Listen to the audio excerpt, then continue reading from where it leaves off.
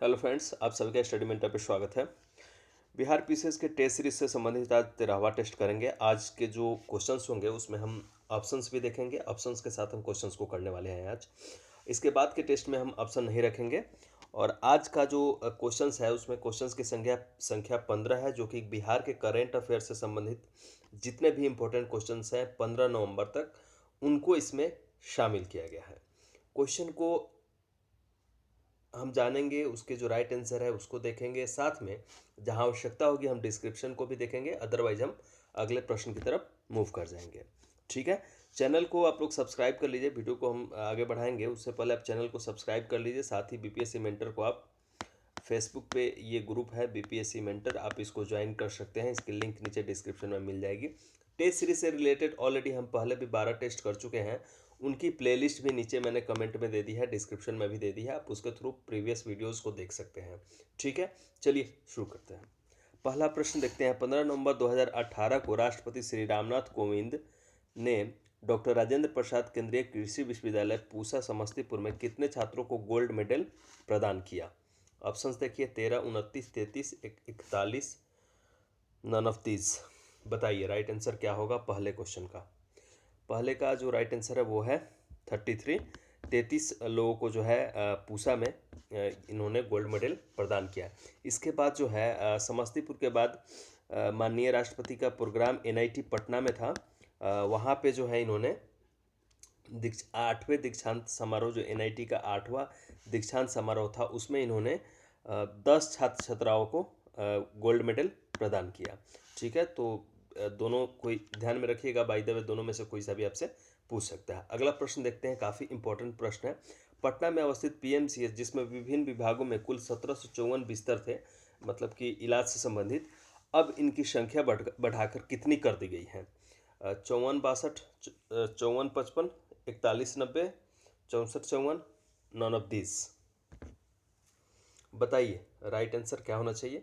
तो ये जो संख्या है ये 54 62 कर दी गई है, अर्थात ऑप्शन ए जो कि 54 62 है। ठीक है, इसमें दो तीन चीज़ें और जानने की ज़रूरत है। पीएमसीएच में पहले जो है 8 जो है स्पेशलिस्ट विभाग होता था, मतलब कि किसी किसी बीमारी से संबंधित या किसी इलाज से संबंधित 8 स्पेशलाइजेशन वाला एरिया था। अब इसकी संख्या बढ़ाकर सरकार ने 36 कर दी है, इसको ध्यान में रखना है। साथ में एक दो चीज़ और इससे जुड़ा हुआ है कि जो एमबीबीएस की सीट थी पहले 150 थी पीएमसीएच में, अब इसे बढ़ाने के लिए बढ़ाकर 250 करने की अनुशंसा कर दी गई है। तो ये दो तीन फैक्ट है, इसको याद रखिएगा। इतना काफ़ी रहेगा इसके लिए। आगे बढ़ते हैं।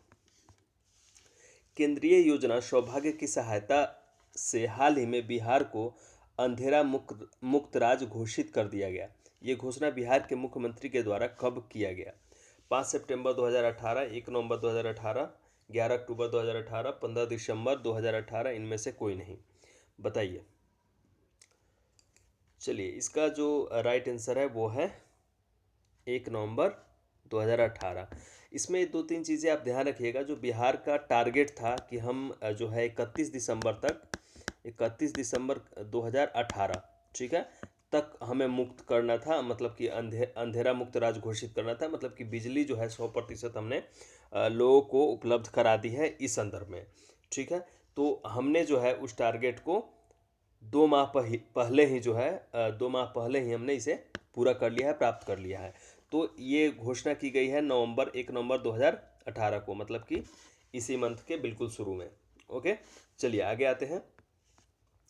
केंद्र सरकार की रिपोर्ट के अनुसार बिहार देश के उन राज्यों में शामिल हो गया है जहां 100% घरों में बिजली की सुविधा उपलब्ध है। ऐसा करने वाला बिहार देश का कौन सा राज्य बन गया है? काफ़ी अच्छा प्रश्न है ये।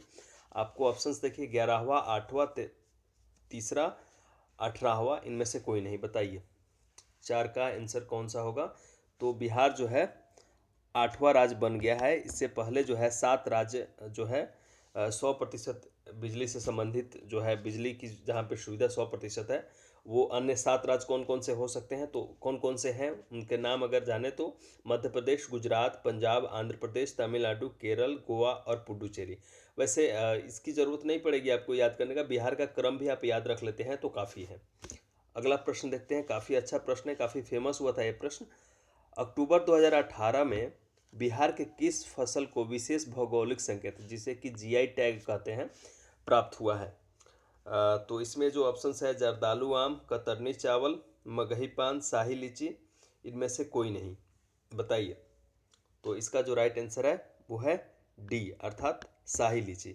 और ये जो है इसमें एक दो चीज़ और मैं ऐड कर देता हूँ, जर्दालू आम, कतरनी चावल और मगही पान ऑलरेडी पहले से भी जो है बिहार को जीआई टैग इनमें मिला हुआ है। मतलब ये चारों जो है जीआई टैग वाले बिहार के फसल हैं या फल हैं। तो शाही लीची कौन सा हो गया इस क्रम में? चौथा है। अगर क्रम बाय द वे कहीं पूछ लेता है किसी एग्जाम में तो फोर्थ है शाही लीची। ओके, अगला प्रश्न देखते हैं, काफ़ी अच्छा प्रश्न है। अंतर्राष्ट्रीय क्रिकेट में अपने डेब्यू मैच में शतक लगाने वाले युवा बल्लेबाज पृथ्वी शॉ बिहार के किस जिले से संबंधित हैं? मतलब कि इनके जो पूर्वज है अर्थात इनके दादाजी आज भी मतलब कि बिहार के जिस जिले से ये संबंधित है वहाँ पे रहते हैं। इनके पिताजी महाराष्ट्र चले गए थे, तो इसलिए जो है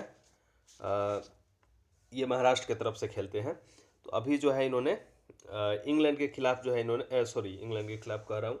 ऑप्शंस पहले देखिए किस जिले से हैं ये? जहानाबाद, गया, पटना, मुजफ्फरपुर, इनमें से कोई नहीं, बताइए। चलिए इनका इसका जो राइट आंसर है वो है गया। ये मूलतः जो है गया से संबंधित है। चलिए अगला प्रश्न देखते हैं हम।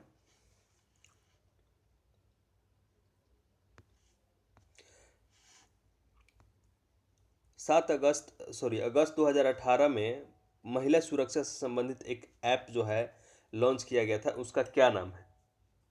ये बिहार के कॉन्टेक्स्ट में ये ऐप लॉन्च किया गया है, मतलब महिला सुरक्षा से संबंधित ये ऐप है। इंदिरा शक्ति app, Nari Shakti app, Laxmibai app, Sarojini app, इनमें से कोई नहीं। तो इसका जो राइट आंसर है वो है ए, इंदिरा शक्ति ऐप। 8 नंबर प्रश्न देखते हैं, बिहार विधानसभा द्वारा संशोधित शराबबंदी कानून कब पारित किया गया है? इसका राइट आंसर बताना है आपको। ऑप्शन सुन लेते हैं पहले। 13 जुलाई 2018, 22 जून 2018, 15 मई 2018, 6 अक्टूबर 2018, इनमें से कोई नहीं। 8 का राइट आंसर क्या होगा बताइए। चलिए इसका जो राइट आंसर है वो है 23 जुलाई 2018। 9 नंबर देखिए, 15 जुलाई 2018 को सुलभ इंटरनेशनल द्वारा विश्व में सबसे सस्ती स्वच्छ पेयजल परियोजना की शुरुआत की गई। यह बिहार के किस जिले में स्थापित किया गया है? भागलपुर, दरभंगा, मधुबनी, सुपौल, इनमें से कोई नहीं। तो इसका जो राइट आंसर है वो है दरभंगा। दरभंगा में जो है इसे लगाया गया है। 15 जुलाई को इसकी घोषणा की गई है और इसमें जो लागत है वो लगभग 20 लाख मानी जा रही है। अब जो है भविष्य में वो चीज़ें स्पष्ट होंगी कि कितना लगा या नहीं लगा या और कम ही लगा। लेकिन जो है इसमें जो आपको याद रखना है कि सबसे सस्ती स्वच्छ पेयजल परियोजना जो है शुरू की गई है वो बिहार के दरभंगा जिले में की गई है। और ये किसके द्वारा की गई है? तो सुलभ इंटरनेशनल स्वच्छता से जुड़ा हुआ एक संगठन है, इंटरनेशनल संगठन है, तो इसको याद रखिएगा। 10 नंबर देखते हैं, मुख्यमंत्री कन्या उत्थान योजना के अंतर्गत 12th पास लड़कियों को कितना स्कॉलरशिप प्राप्त होता है या दिया जाता है? 6,000, 10,000, 4,000, 5,000, इनमें से कोई नहीं। तो इसका जो राइट आंसर है वो है बी अर्थात 10,000 रुपये प्राप्त होते हैं।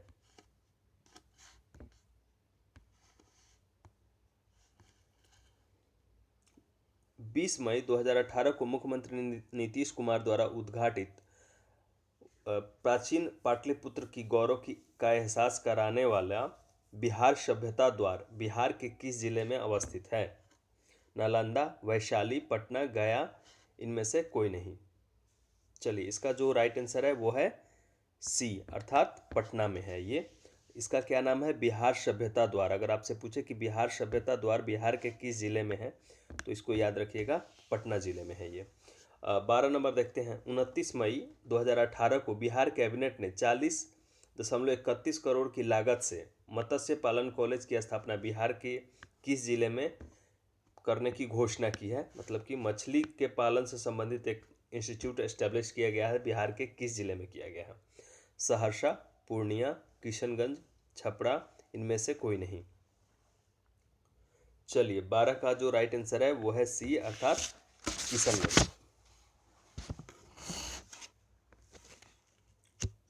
9 नवंबर 2018 को राष्ट्रपति श्री रामनाथ कोविंद द्वारा तीसरे कृषि रोडमैप 2017 की घोषणा की गई। इसकी अवधि कब से कब तक रहेगी?